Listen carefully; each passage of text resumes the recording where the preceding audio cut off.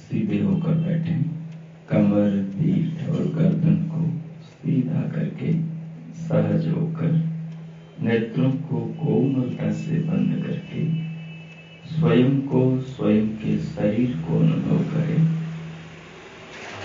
स्वयं को, स्वयं के शरीर को अनुभव करते हुए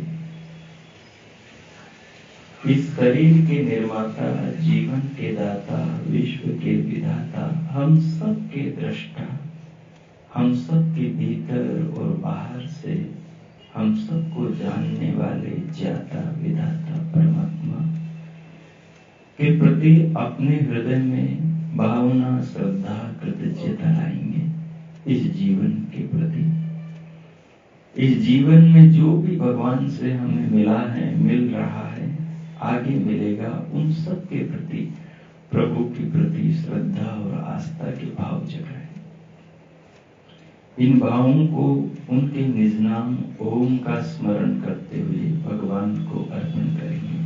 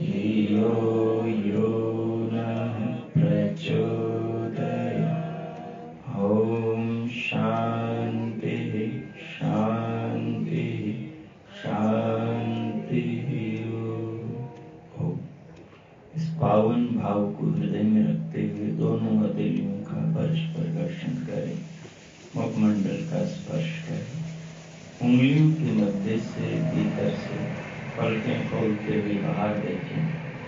मन में भाव रखें कि परमात्मा हमारे पिता है, उनके बनाए हुए शरीर में हम आत्माएं बैठी हुई हैं, उनकी बनाई आंखों से हम देख रहे हैं, उनके बनाए कानों से हम इन बातों को सुन रहे हैं। उनके दिए जीवन को धारण करके हम स्वयं को अनुभव कर रहे हैं।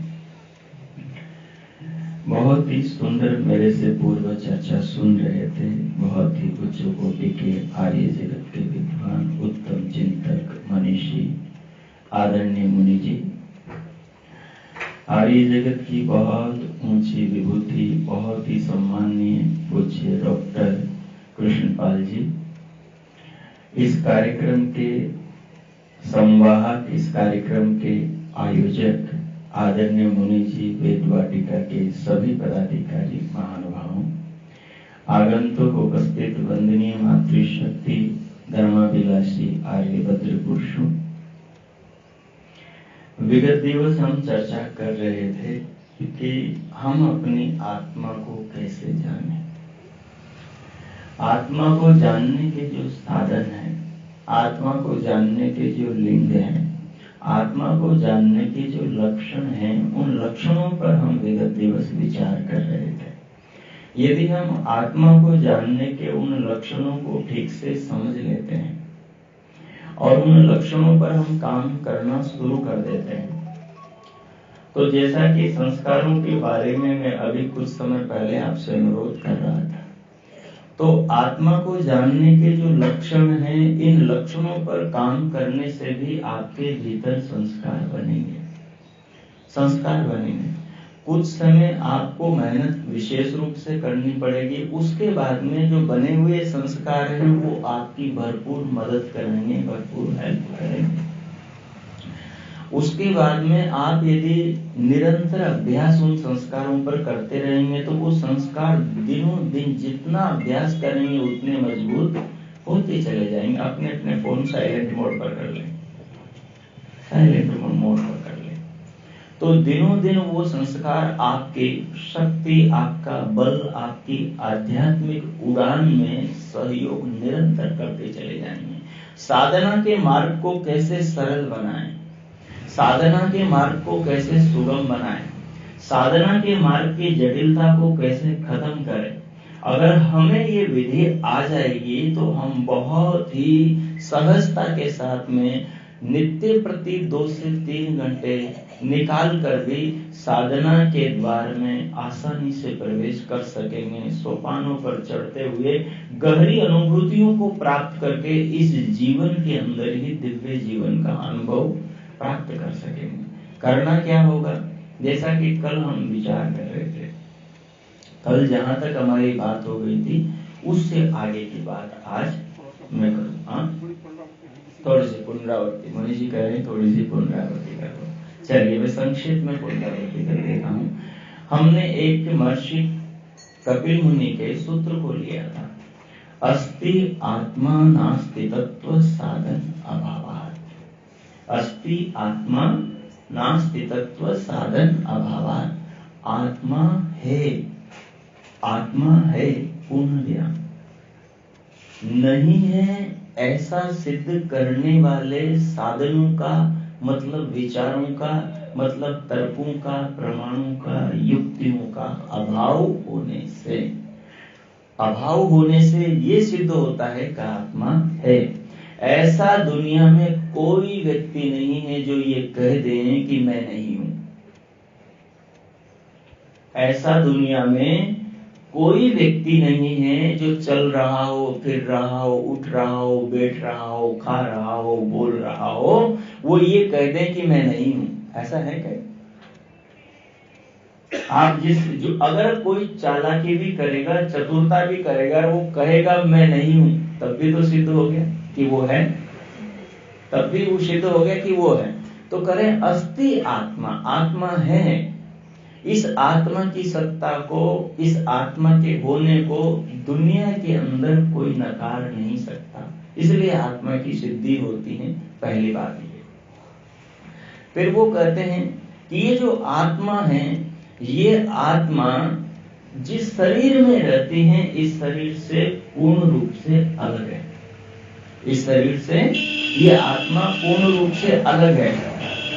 इस बात का कैसे पता चलेगा? तो फिर वो कहते हैं कि ये जो शरीर है, ये शरीर जिन तत्वों से बना है, ये शरीर जिन परमाणुओं से बना है, ये शरीर जिन पंचभूतों से बना है, उन पंचभूतों में से एक एक पंचभूत में जाकर देख लो, हर पंचभूत जो है, हर भूत जो है वो निर्जीव है, वो निर्जीव है, उसमें जीवन नहीं है। वो अनुभव नहीं करता कि मैं हूं, जबकि आत्मा अनुभव करता है, व्यक्ति अनुभव करता है कि मैं हूं। उसको सर्दी का अनुभव होता है, उसको गर्मी का अनुभव होता है, उसको भूख प्यास का अनुभव होता है, उसको सुख दुख का अनुभव होता है। लेकिन वो आत्मा जब इस शरीर से निकल जाता है, उसके बाद में इस शरीर को न भूख का अनुभव होता है, न सुख का अनुभव होता है, न दुख का अनुभव होता है, न हानि लाभ का अनुभव होता है, न दुख क्षम का अनुभव होता है, कोई अनुभव नहीं होता। तो इससे सिद्ध करके बताया कि आत्मा शरीर से अलग है, आत्मा चेतन है, अनुभव करने वाला है, और शरीर जड़ है, अनुभव से हीन है, अनुभव से हीन है। कोई भी जो अनुभव से हीन जड़ वस्तु है वो हमेशा चेतन के द्वारा ही बनाई जाती है। संसार में हम देखते हैं कि भवन को चेतन मनुष्य जीवित प्राणी ही बनाता है। मरा हुआ शरीर कभी कोई काम करता हुआ किसी ने नहीं देखा। जिस शरीर में चेतना है, जिस शरीर में आत्मा है, वही शरीर भवन बनाता है, यंत्र बनाता है और नए नए आविष्कार करता है, नए नए कार्य करता है। कहीं पुल बांधता है, कहीं सड़कें बनाता है, कहीं फैक्ट्रियां खोलता है, कहीं यंत्र बनाता है, भोजन बनाता है, कपड़े बनाता है, बहुत सारे अनंत काम करता है। लेकिन जड़ वस्तु आत्मा निकलने के बाद शरीर कुछ भी करने में समर्थ नहीं होता है। इससे ये सिद्ध हो गया कि जो भी करता है वो चेतन करता है, वो चेतन करता है।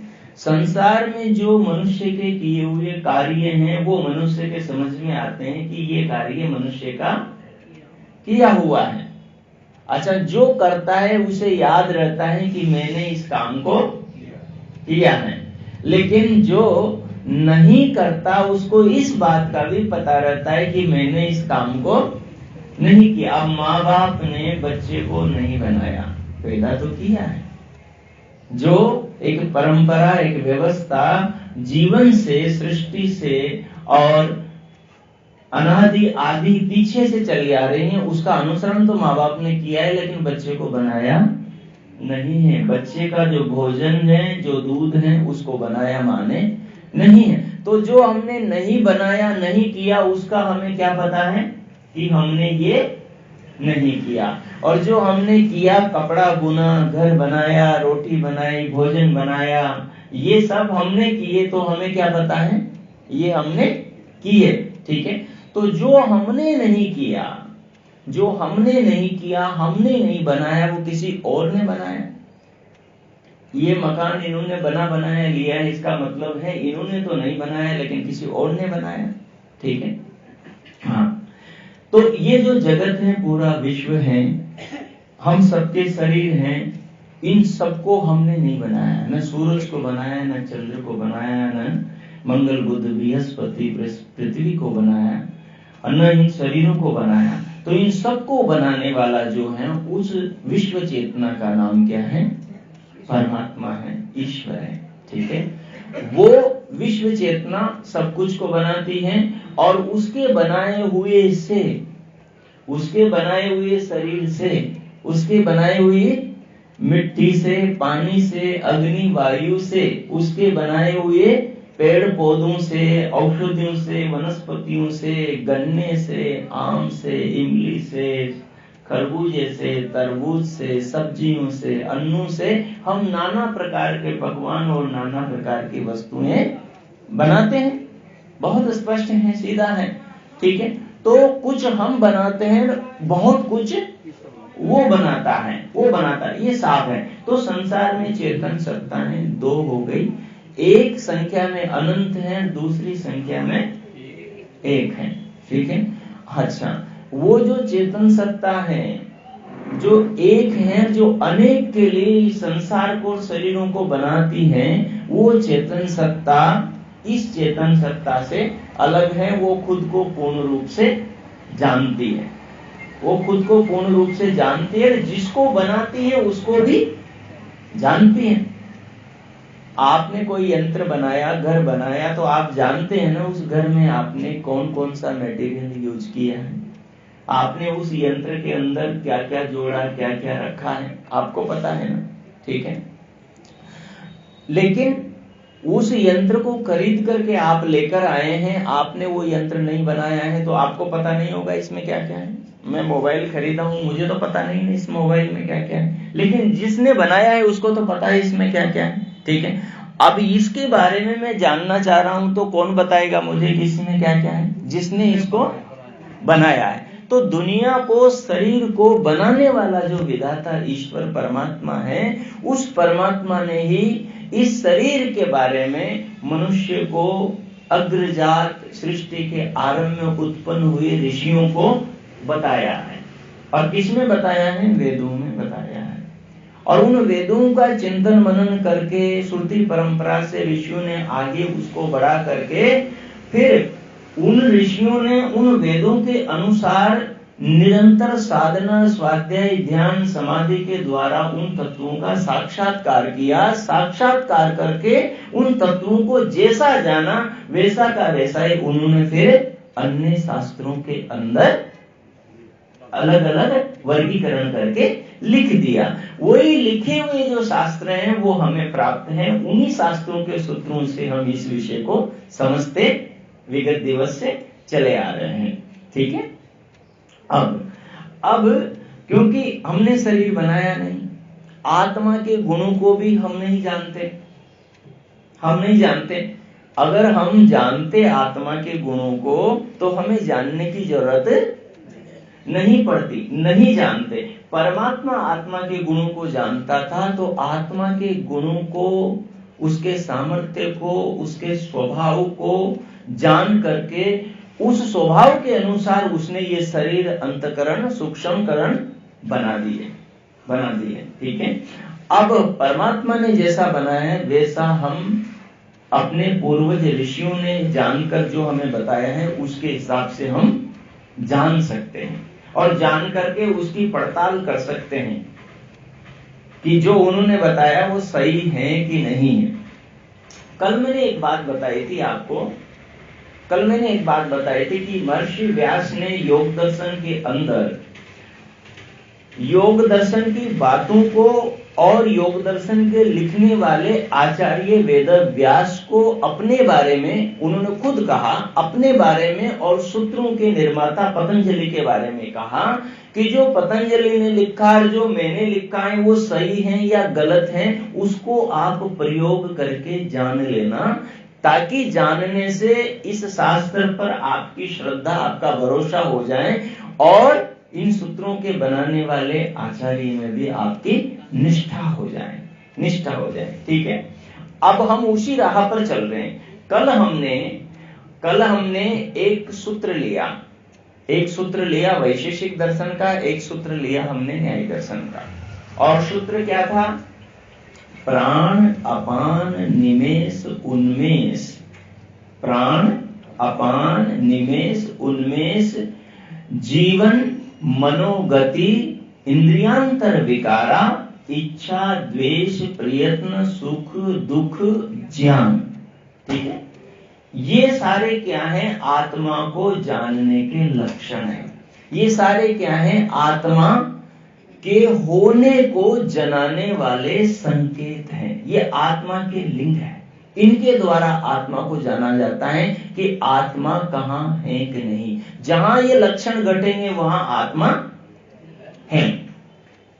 आत्मा है। अगर यहाँ फूलों की गंध आ रही है तो इसका मतलब क्या होगा? यहाँ आसपास कहीं फूल है। अगर घर के अंदर मिर्ची के अंदर बेसन भर के करते हैं, राजस्थान में तो बड़े भरते हैं मिर्ची में, बेसन भर के तलते हैं, तो उसकी खुशबू घर वालों को नहीं पड़ोसियों को भी पता लगती है। तो इसका मतलब है कि किचन के अंदर, रसोई घर के अंदर कोई बेसन भर के मिर्ची तल रहा है या कोई बेसन का हलवा बना रहा है या घी की छौंक लगा रहा है। इसका मतलब है कि वो जो गंध है, वो गंध, वो गुण, वो लिंग, वो चिन्ह, वो लक्षण ये साबित कर रहा है कि यहाँ वो चीज है, वो चीज है। अभी हमें यहाँ ठंड लगने लग जाएगी तो हमें सहज पता होगा कि अवश्य आसपास बारिश हुई है, ठंडी हवा लगने लगेंगे तो। और यदि लू चलने लग जाए भयंकर, तो इसका मतलब है कि भयंकर सूर्य तप रहा है। तो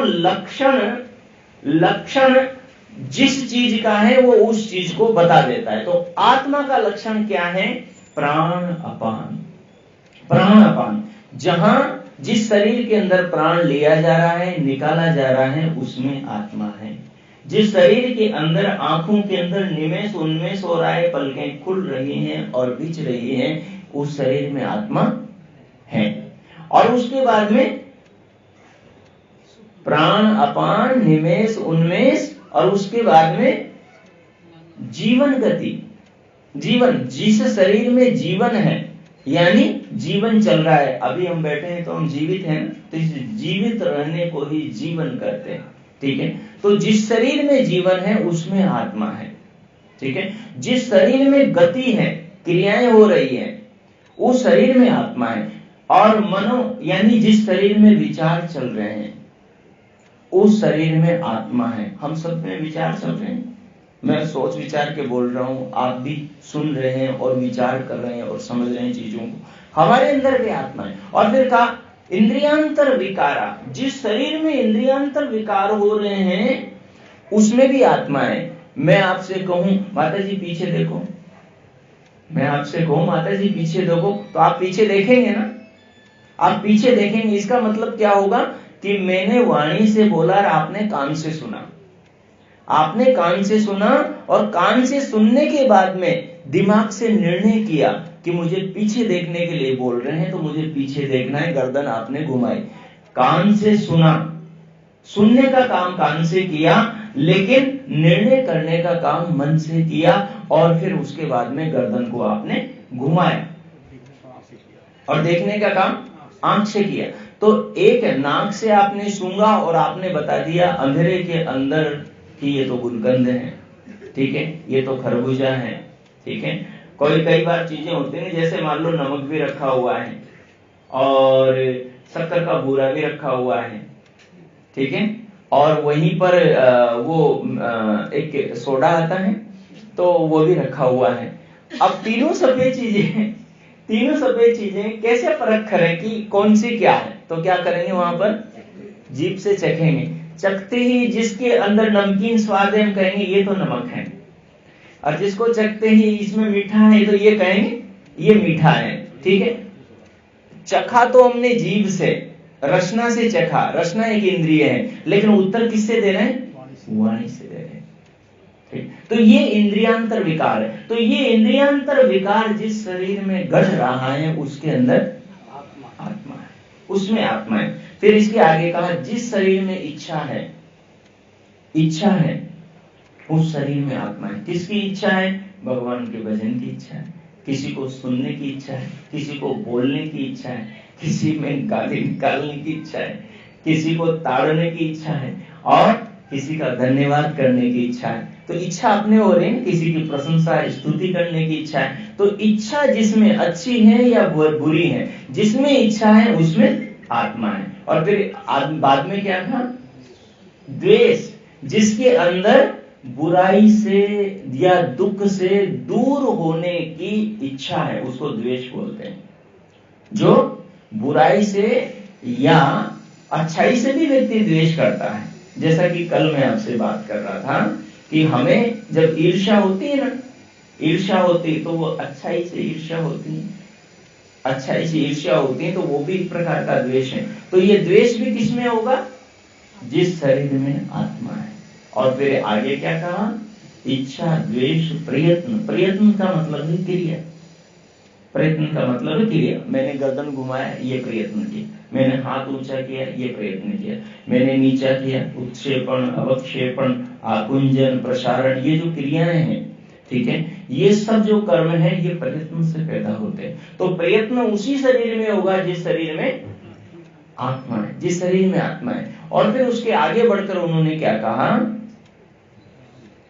इच्छा, द्वेष, सुख, दुख, प्रयत्न और ज्ञान।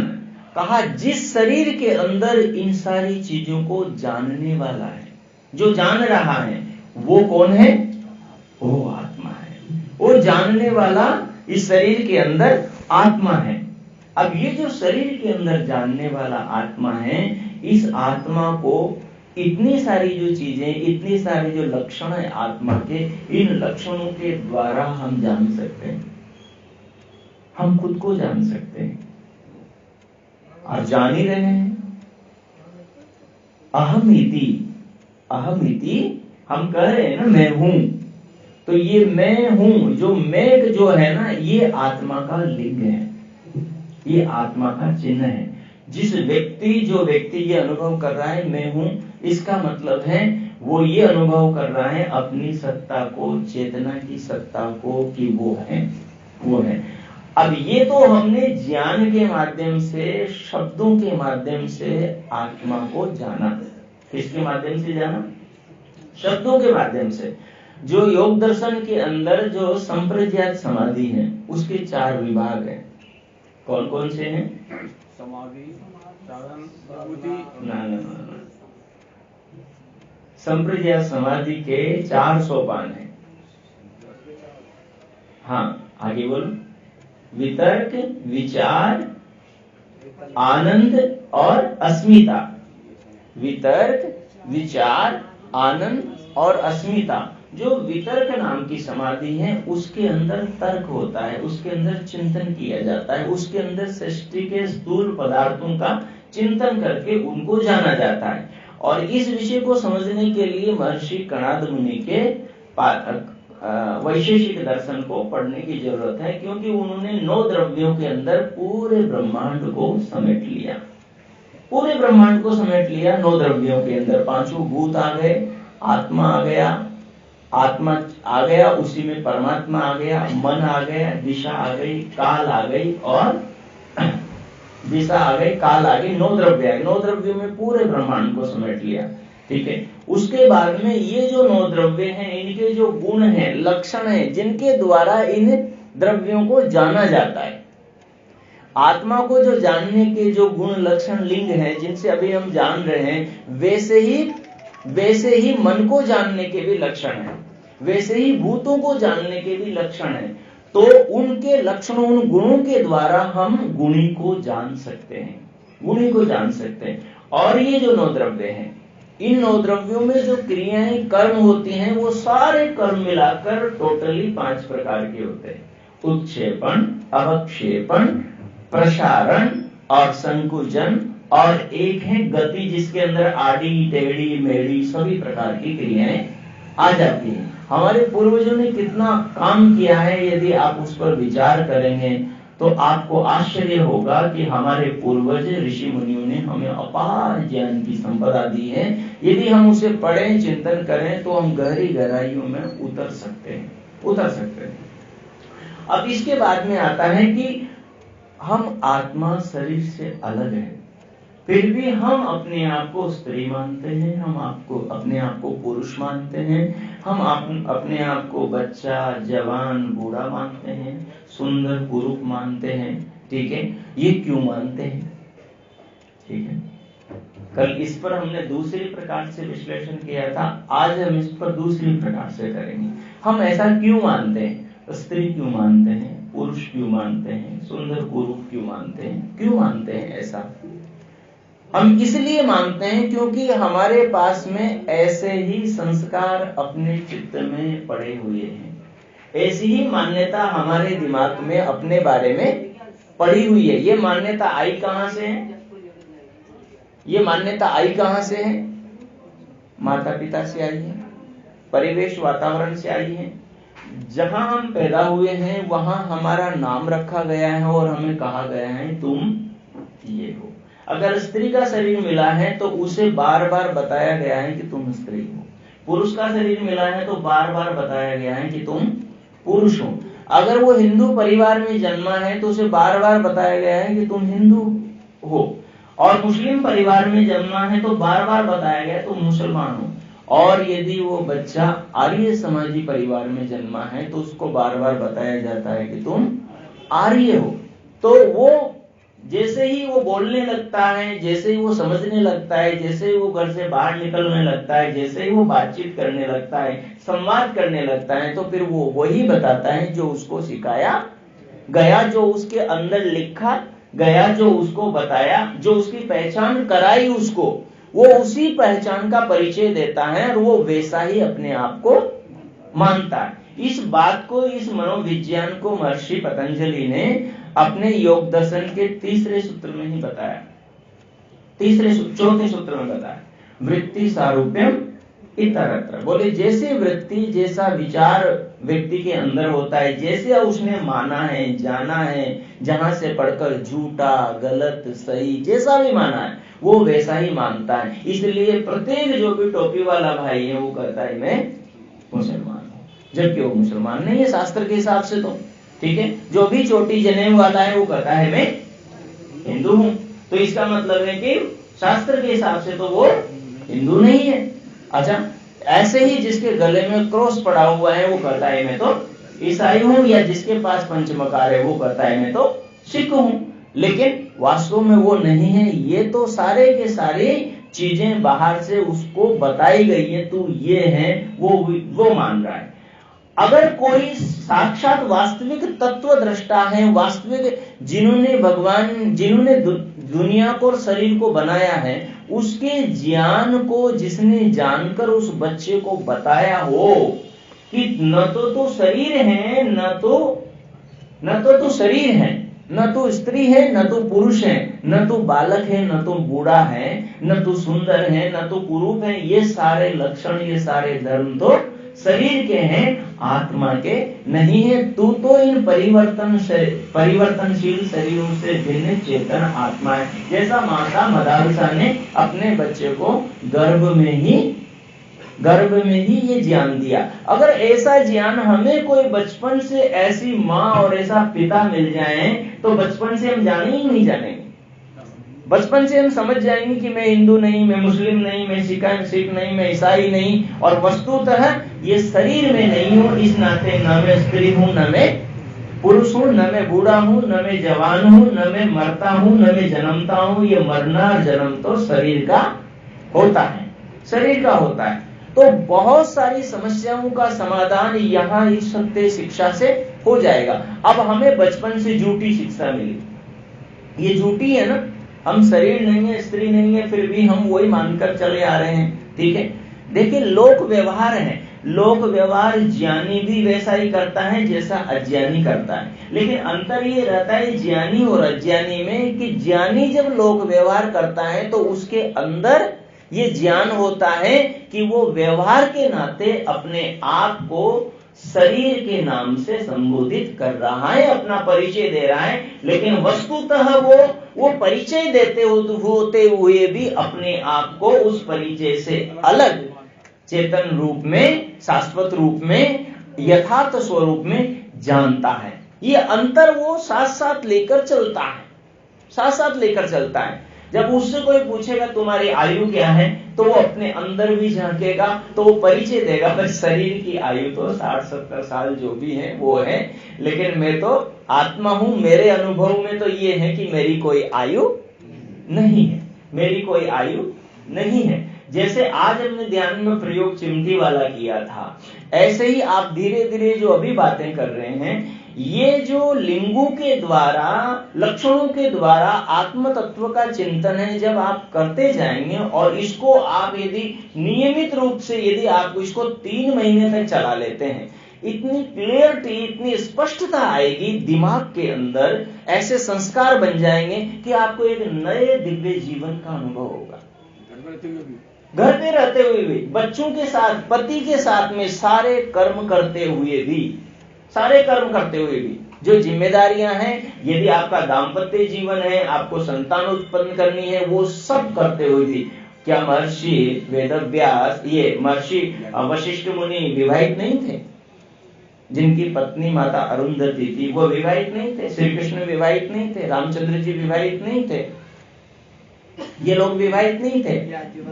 याज्ञवल्क्य विवाहित नहीं थे? बहुत सारे विवाहित है, हजारों, लाखों, करोड़ों की संख्या में ऋषि लोग विवाहित हुए हैं, और जिन्होंने मुक्ति को, ब्रह्म को, परमात्मा को प्राप्त किया है, दोनों ने किया है। ये जो धारणा फैली हुई है कि स्त्री नहीं कर सकती या पुरुष बड़ा होता है, स्त्री छोटी, नहीं, ये गलत है। मुक्ति ज्ञान से प्राप्त होती है, वो ज्ञान स्त्री के पास में हो चाहे पुरुष के पास में हो, स्त्री के पास में हो, पुरुष के पास में हो, वो स्थिति, वो ज्ञान आप प्राप्त कर लेंगे तो स्त्री शरीर से भी मुक्ति पा सकते हैं और पुरुष शरीर से भी मुक्ति पा सकते हैं। उसमें कोई ये नहीं है कि स्त्री शरीर से मुक्ति नहीं पाई जा सकती, पा सकते हैं। तो ये है कि, लेकिन ये है कि आपको साधना करनी पड़ेगी जिससे मुक्ति के द्वार पहुंचा जाता है। और वो साधना क्या है? यहीं से शुरू होती है वो साधना, यहीं से वो साधना की शुरुआत होती है। तो पतंजलि ने एक सूत्र बनाया, दृष्टा दृशि मात्र शुद्धोपि प्रत्ययानुपश्यति। दृष्टा दृष्टि मात्र शुद्धोपि प्रत्ययानुपश्य। दृष्टा कहते हैं आत्मा को, देखने वाले को जो आंखों से देख रहा है। जब ये आत्मा निकल जाता है ना तो आंखें खुली रहती है मरने वाले की। आप नहीं बोलते हो आंखें बंद कर दो, आंखों पर कुछ डाल दो, ठीक है।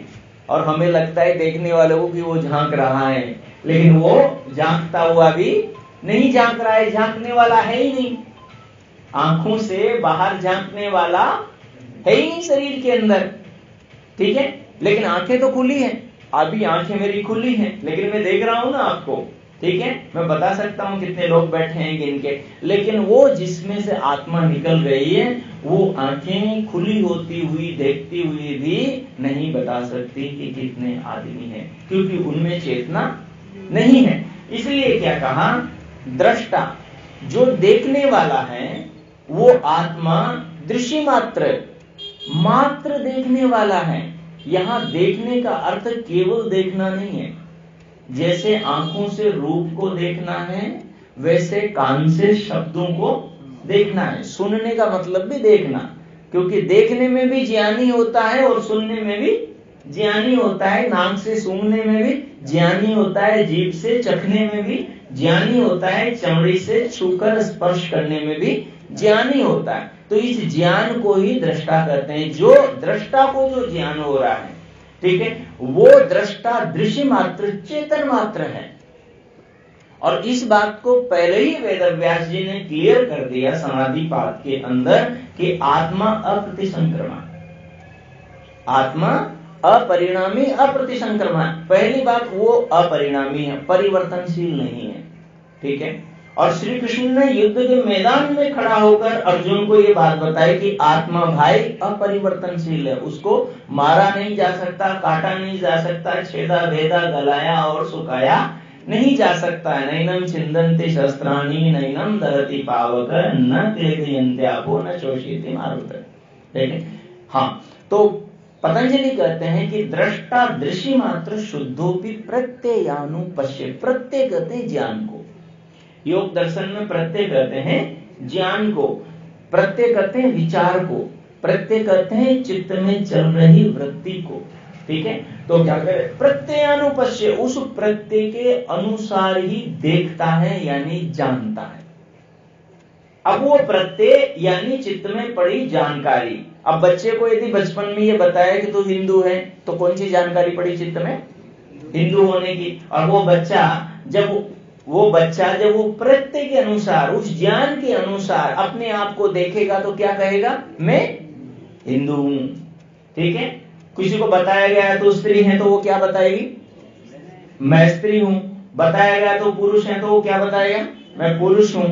वही बताएगा जो उसमें प्रत्यय पड़ा है, जो उसके अंदर ज्ञान पड़ा हुआ है। इसलिए उस प्रत्यय को सुधार लिया, वो प्रत्यय यथार्थ का हो गया। यथार्थ कल भी मैंने बताया था कि एक झूठ को 1000 बार बोलोगे तो वो झूठ भी सच लगने लग जाएगी, लेकिन उस जो सच लगने लग गई ना झूठ, उस पर अनुसंधान करेंगे, उसकी पड़ताल करेंगे तो झूठ सिद्ध हो जाएगी। आपको पता है बहुत सारे जो केस होते हैं, झूठे केस होते हैं, वो सालों चलते रहते हैं और बाद में जब उन पर कमेटी बैठती है और उन पर विचार करते हैं तो बाद में पता लग जाता है कि वो केस झूठा है और उसको खारिज कर दिया जाता है, दोषी को पकड़कर दंड दिया जाता है। ऐसे ही जो सत्य का विचार है, जो सत्य का प्रत्यय है, जो सत्य ज्ञान है, उस सत्य ज्ञान को चाहे 1000 बार रिपीट करो आप, चाहे एक बार रिपीट करो, उसका अनुसंधान करोगे, उसकी पड़ताल करोगे तो वो सत्य ही सिद्ध होगा, सत्य ही सिद्ध होगा। तो ये जो शास्त्र में बातें बताई गई हैं, ये जो आत्मा को जानने के यहाँ पर तरीके या जो लक्षण बताए गए हैं, इन लक्षणों को लेकर आत्मा को जब आप खोजेंगे, क्योंकि ये ज्ञान सत्य है और इस ज्ञान से, सत्य ज्ञान से सत्य ही अनुभूति होगी, सत्य ही पहचान होगी, सत्य ही विश्लेषण होगा और व्यक्ति को ये ज्ञान सीधा सत्य तक ही पहुंचा देगा, सत्य तक ही पहुंचा देगा। और सत्य ही जीवन का परम लक्ष्य है। इसलिए हमारे उपनिषद के ऋषि क्या कहते हैं, असतो मा सद्गमय तमसो मा ज्योतिर्गमय और मृत्युर्मा अमृतम। तो यदि हम सत्य तक पहुंच जाएंगे तो हम अंधकार से, अज्ञान के अंधकार से पार सत्य के प्रकाश में भी पहुंच जाएंगे। और सत्य के प्रकाश में पहुंच जाएंगे तो फिर हम मरण धर्मा रहे कहां? फिर तो मरण धर्मा तो शरीर है, आत्मा तो अमरण धर्मा है, वो तो शाश्वत है, अपरिवर्तनशील है, न भूलने मिलने वाला है। तो उस आत्म तत्व को जान लेंगे तो फिर हम मुक्ति के नजदीक पहुंचेंगे। ये सारी बातें जो हैं, ये बातें क्या हैं? शाब्दिक हैं। ये शाब्दिक, क्योंकि शब्द में अपनी ज्योति होती है। ज्योति मतलब उसके ज्ञान की किरण, उसके ज्ञान का प्रकाश जो शब्द के संदेश दे रहा है, और उस संदेश के द्वारा हम उस मार्ग पर चल सकते हैं। तो जो आपको ज्ञान मिला, जो आपने समझा, जो आपने अभी महसूस किया, इसको आप अपने विचार का विषय बनाएं। वैसा तो होता नहीं कि एक बार सुन लिया तो उसी से काम चल जाएगा। बार बार सुनना, उसको नोट करना, नोट करने के बाद में उस पर काम करना। अपने सारे जो गृहस्थ के दायित्व हैं, आपकी जो सारी जिम्मेदारियां हैं, परिवार में रहते हुए कोई यदि माँ है तो उसकी माता के नाते जिम्मेदारियां बनती है, पत्नी है तो पत्नी के नाते, बहू है, बेटी है तो उसके नाते जिम्मेदारी, कोई पुरुष है वो पिता है, पुत्र है, दादा है, वो जिस भी भूमिका में है तो सबकी अपनी अपनी जिम्मेदारियां। परिवार में रहते हुए इन सारी जिम्मेदारियों के साथ साथ में घंटे 2 घंटे नियमित रूप से लगा करके आप अपने जीवन का आध्यात्मिक निर्माण कर सकते हैं। बिल्कुल निराश होने की जरूरत नहीं है, बिल्कुल निराश होने की जरूरत नहीं है। आदरणीय मुनि जी जो बता रहे थे वहां तक आप बिल्कुल पहुंच सकते हैं, अपने समस्त पारिवारिक दायित्वों की जिम्मेदारियों का वहन करते हुए, एक दूसरे के साथ में अनुकूल व्यवहार करते हुए बिल्कुल आप अपने उद्देश्य तक पहुंच सकते हैं। समय की सुई अपने ठिकाने पर पहुंच गई है, इसलिए बातों को मैंने घुमाना शुरू कर दिया है। आप सब ने बहुत बहुत ध्यान से सुना, इसके लिए हृदय से आप सबका बहुत बहुत आभार और धन्यवाद।